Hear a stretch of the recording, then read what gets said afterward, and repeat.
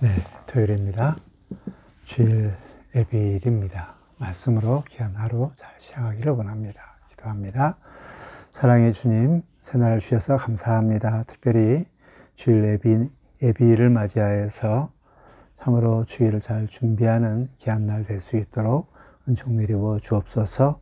주의 말씀과 기도로 우리 심령이 거룩해질 수 있도록 성령 하나님 인도하여 주시고 감동하여 주옵소서. 예수님의 이름으로 기도드립니다. 아멘.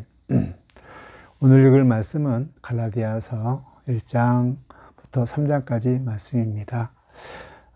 갈라디아서는 믿음으로 어렵다 여기는 이런 로마서하고 같이 이제 연결되는 이런 것인데, 갈라디아서는 좀 초기에 사도 바울이 복음을 이렇게 전했던 이런 그 초기 사역 가운데 했던 편지입니다. 사도 바울이 이렇게 믿음으로 어렵다 여기는 이 기반으로 이제 3차 전도 여행 때 로마서를 통하여서 복음을 더 자세하게 정리를 했죠. 갈라디아서는 이제 가장 중요한 게 이제 그 자유입니다. 자유. 율법으로부터 자유입니다.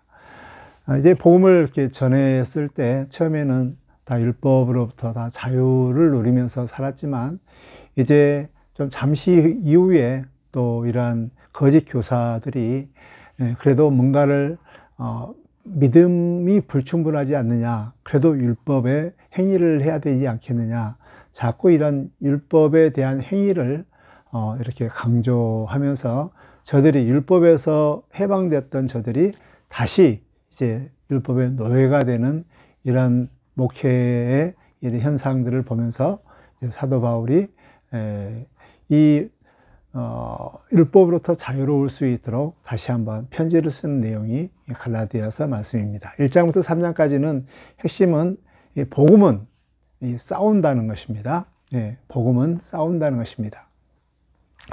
이제 그 사도 바울이 굉장히 좀 도전적으로 1장부터 3장까지 이렇게 쭉 갈라디아 교회에게 책망 비슷하게 그리고 전투적인 이런 자세로 이렇게 쭉 저들을 권면을 하고 있는데요. 보통 뭐 감사에 대한 내용들이 편지에 나오는데, 감사의 내용이 없이 이제 바로 어리석도다 갈라디아이나 하면서 이렇게 쭉 책망조로 말씀하고 있는데, 그만큼 사도 바울은 굉장히 이 복음으로부터 자유로운 이런 상태에 있었던 이들이 다시 옛날로 돌아가서 다시 육체로 돌아가고 다시 또 종으로 돌아가고 또 다시 인간적인 이런 모습으로 돌아가서 저들을 다시 돌이키려는 이런 일들을 하는 데 있어서 굉장히 전투적인 이런 싸움의 자세로 나가는 것을 볼 수가 있습니다. 이제 그 싸우는 이런 내용들에 대한 이 사도 바울의 이런 이 자세들은 심지어 베드로에게도 이게 싸움의 자세, 이런 모습을 보입니다. 2장에 보면 나와 있는데, 베드로가 이제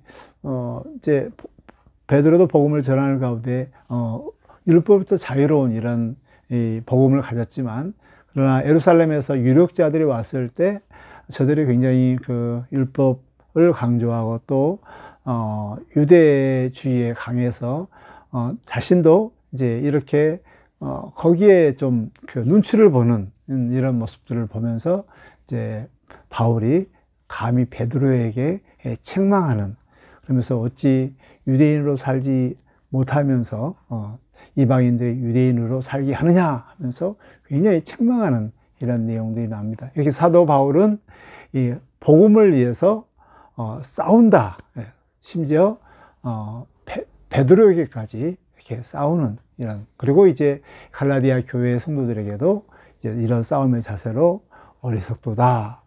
왜 자유에서 다시 종으로 돌아가고 또 성령으로 시작해서 다시 육체로 돌아가느냐 하면서 이제 책망을 하게 되는데, 이제 그 핵심적인 그 이유는 첫째는 이제 예수님이 이 죽음이 헛되도다 이제 라는 이런 것이 가장 이제 큰 거죠. 여기에서 예수님의 죽음의 헛됨을 정확하게 알기 위해서는 이제 율법과 복음에 대해서 정확하게 알아야만이 이제 그것을 다 알 수가 있습니다. 율법은 이제 율법과 복음에 대한 이 관계들은 이제 3장에 보면 구체적으로 좀 나와 있죠. 430년 아브라함을 통하여서 이제 약속을 했고, 믿음으로 말미암는 의의 약속을 했고, 이게 430년 후에 모세를 통하여서 이 율법이 더해지는 이런 것이었고, 이 율법은 이제 그 예수 그리스도의 오기까지 이스라엘 백성들을 잠시 맡아주는 이런 역할들을 하게 된 것이죠. 그래서 마치 초등교사와 같이 이제 너무 어리기 때문에 율법이 잠시 이렇게 지도하는 이런 것이었고, 이제 진짜 약속이신 예수님이 오셨을 때는 이 율법으로부터 이제 벗어나서 진정한 자유인이 된다는 이런 그 논리가 3장에 이게 나와 있습니다. 그러는데 이제 다시 예수님이 오셔서 율법으로부터 이제 완전히 벗어나서 자유로운 이런 몸이 되었는데, 다시 율법에 다시 들어간다는 것은, 이것은 예수님의 그 죽으심, 예수님의 죽으심에 대해서 분명히 율법의 저주를 받아 십자가에다 죽었다고 갈라디아서 3장 13절에 분명히 나와 있거든요. 그러는데 다시 율법을 지키려고 한다는 이 자체는 예수님의 죽음을 헛되게 하는 것이다 라고 이렇게 말씀을 합니다. 그러면서 굉장히 예수님의 죽음을 헛되게 하는 것에 대해서는 이것은 도저히 있을 수 없는 것이다. 사도 바울은 이것을 위해서 정말 생명을 걸고 복음을 전했는데, 또 그렇게 강조했는데, 이게 헛되이 돌아간 것에 대해서 사도 바울은 힘을 다해서 싸우는 이런 모습을 볼 수가 있습니다. 정말 우리는 이제 이 사도 바울의 이런 자세들을 보면서 우리가 복음 외에 다른 것들을 전했을 때 천사라도 저주를 받는다, 굉장히 강력하게 이 말씀을 하죠. 자, 복음을 강조하고 복음 외에 다른 것을 첨가되지 않도록 우리가 늘 생각을 했으면 좋겠습니다. 그리고 이 복음 외에 다른 것이 들어왔을 때는 사도 바울처럼 전투적으로 투쟁하면서 싸우면서 순수 복음을 지켜내는 이런 마음들을 가졌으면 좋겠습니다. 특별히 이제 우리 한국 교회에는 굉장히 이제 공로주의, 또 유교주의 이 부분들이 좀 뿌리 박혀 있죠. 그래서 우리 하나님 앞에 뭔가를 해야만이, 교회를 뭔가 해야만이 하나님께 내게 복을 주시고, 또 내가 구원받은 것은 내가 그래도 교회를 열심히 다녔기 때문에 구원받았다, 이런 아주 공로주의적인 행위로 구원을 얻으려고 하는 이런 것이 암암리에 이렇게 깔려 있거든요. 갈라디아서를 통하여서 우리는 철저하게 이 유교 공로주의 여기에서 다 제거했으면 좋겠습니다.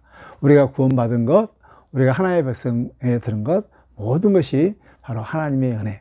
사도 바울이 고백했던 것처럼 내가 이제 사는 것은 내가 사는 것이 아니라 나를 위해서 십자가에 죽으신 예수 그리스도를 위해서 사는, 믿음으로 사는 삶이다 라고 고백했던 것처럼, 정말 내가 사는 것은 모두 은혜고, 정말 내가 이렇게 복음에 이어서 순전히 하나님의 은혜로 말미암는 의라는 사실들을 기억하면서 그 생명을 주신, 선물을 주신 우리 하나님을 찬양하고 늘 감사하면서, 또 구원받은 이 모든 것들을 정말 그 구원받은 자답게 정말 이렇게 살아갈 수 있는 이런 삶을 사시기를 주의 이름으로 축복합니다.